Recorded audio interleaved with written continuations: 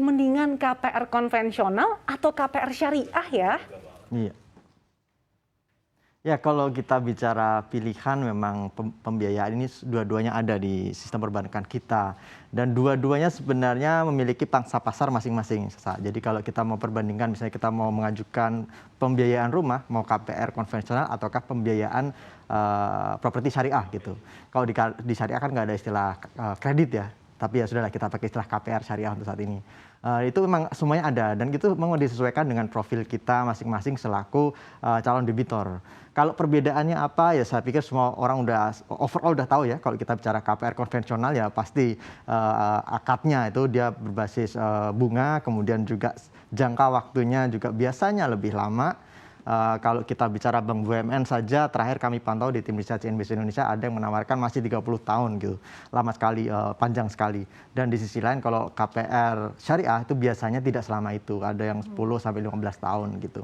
Kemudian kita bicara skema cost of fund otomatis. Karena kalau kita bicara pembiayaan atau kredit, itu kan kita bicara bisnis ya. Kalau bicara bisnis maka otomatis ada keuntungan yang harus dibagikan kepada pihak ketiga, dalam hal ini perbankan. Beda kasusnya kalau kita misalnya membiayai rumah dengan pembiayaan dari bank saudara kita sendiri atau yayasan orang tua, itu kan nggak ada bunga biasanya. Tapi kalau ke bank pasti ada cost of fund atau biaya pendanaannya. Nah kalau di konvensional pastilah ya bunga perhitungannya.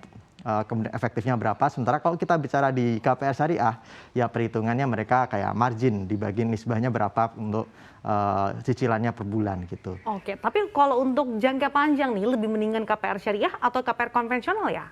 Kalau pilihannya adalah saya misalnya ingin mengajukan pembiayaan rumah skemanya jangka panjang gitu, karena mungkin kita berpendapat sekarang kan lagi rame nih DP 0%, ya. Ada yang 0%, ya ada yang sangat-sangat rendah karena insentif dari pemerintah, maka biasanya akan diperbesar nilai cicilannya itu pada saat menyicil gitu. Ketika di awal DP-nya hampir 0%. Nah, ketika ini mau diambil sementara daya beli saya atau mungkin gaji saya masih kelas menengah lah misalnya ya, itu maka kita bisa menyesuaikan dengan mengambil yang lebih panjang. Itu lebih wise.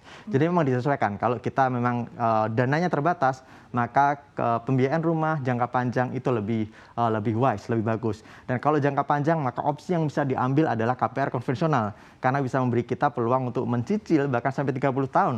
Kalau KPR konvensional kan maksimal tadi misalnya 15 tahun atau bahkan jarang sekali sih yang 20 tahun itu jarang.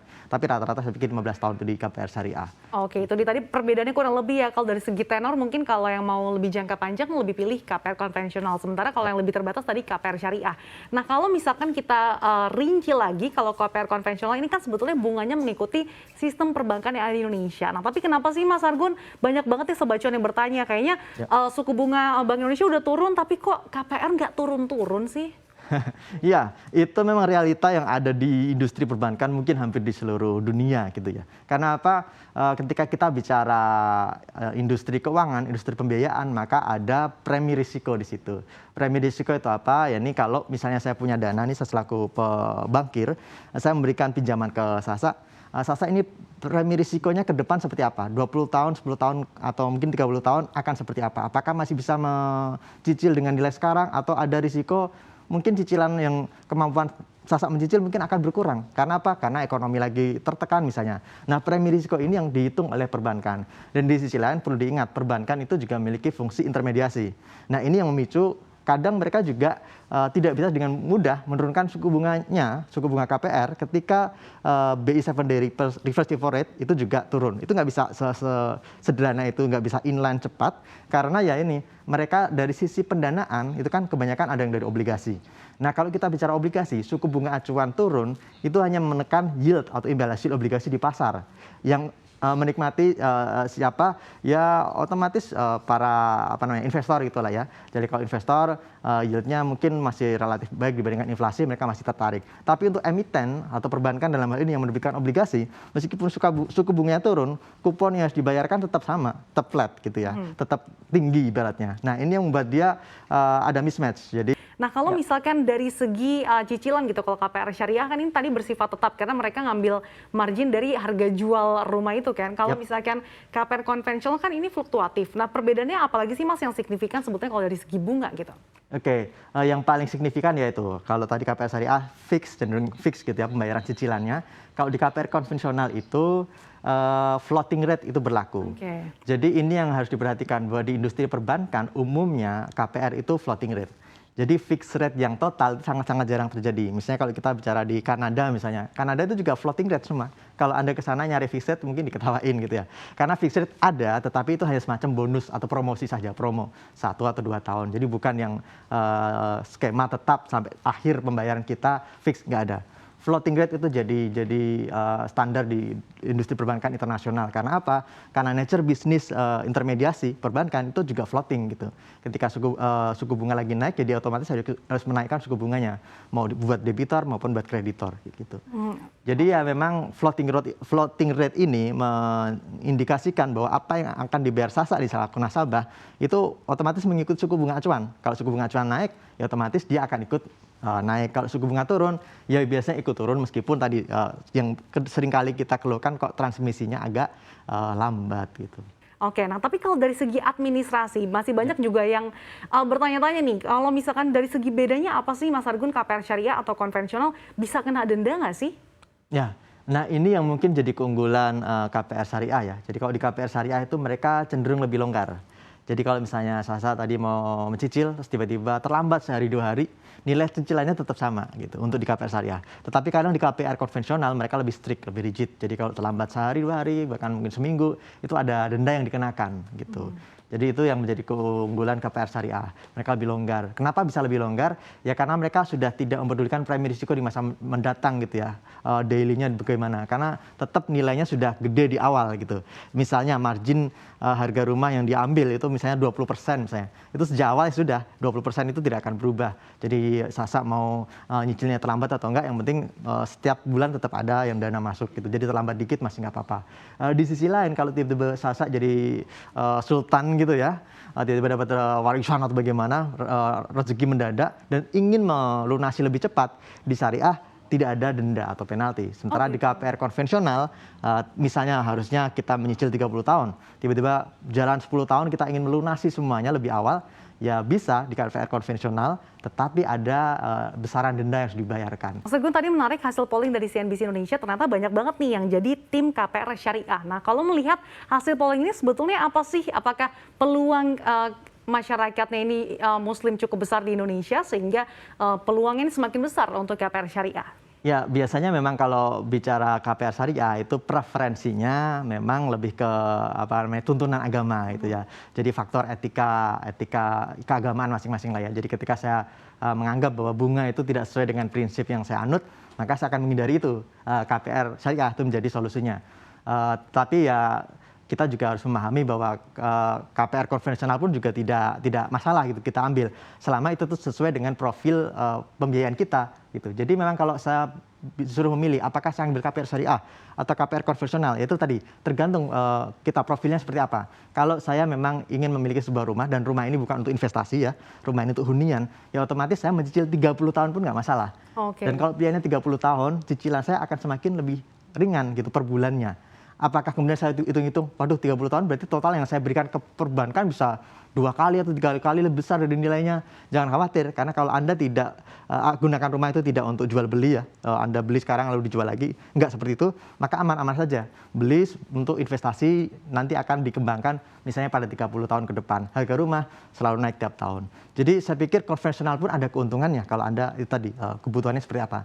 Tetapi kalau Anda adalah orang yang tadinya itu tadi tidak hanya soal faktor etika keagamaan ya, tetapi ketika Anda ingin, waduh saya ingin melunasi kredit secara lebih cepat, maka opsinya itu bisa diambil KPR syariah, karena kalau Anda ingin lunasi lebih cepat nggak ada denda di situ.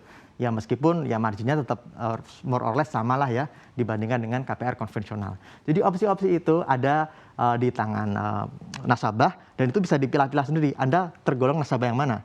Anda nasabah yang butuh KPR jangka panjang atau butuh KPR yang jangka pendek dengan harapan ya ketika saya mencicil 15 tahun atau 10 tahun bahkan ya memang di 10 tahun itu Anda benar-benar nabung gitu ya. Pembiayaan Anda mungkin kurang lebih 30% lebih, 40% misalnya masuk ke sana, ya berakit-rakit dahulu lah ya, bersakit-sakit untuk membayar cicilan, tapi setelah itu bebas, yaitu pilihan atau preferensi pribadi. Gitu. Nah, kalau misalkan dilihat dari segi cicilan gitu bersifat tetap hingga masa KPR berakhir dan juga ada berdasarkan fluktuatif. Nah, kalau misalkan bagi masyarakat pemula gitu yang baru menimbang-nimbang nih kira-kira KPR syariah atau KPR konvensional, lebih pilih yang mana nih yang kira-kira lebih murah gitu Mas Argon?